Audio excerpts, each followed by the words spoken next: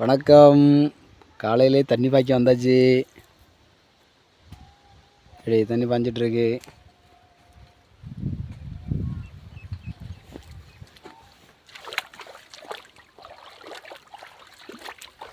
வாரத்துக்கு ஒரு தண்ணி அப்படி பாய்ச்சிக்கிட்டே இருக்கணும். அப்போ தான் வாழை விறுவிறுன்னு வளரும்.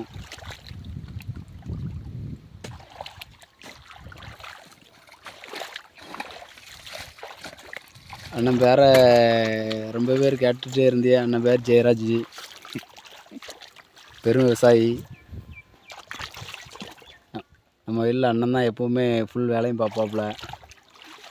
அண்ணன் கை வச்சா ராசிக்கு வாழை 18 கிலோ 20 கிலோ எப்பவும் கொலைப்படும்.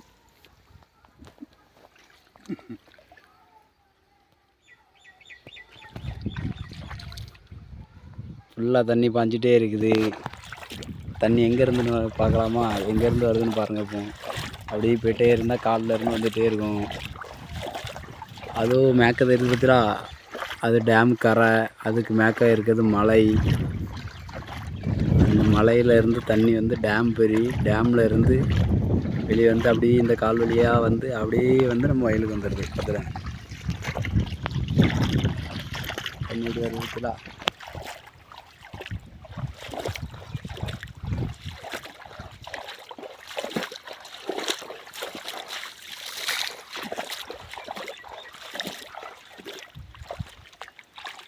ஃபுல்லாக கண்ணு கெட்டின தலை வரைக்கும் வாழை தான் கிடக்கும். எங்கள் ஊரில் ஃபுல்லாகவே இந்த நேந்திரம் வாழை தான் விவசாயம் பண்ணுவோம்.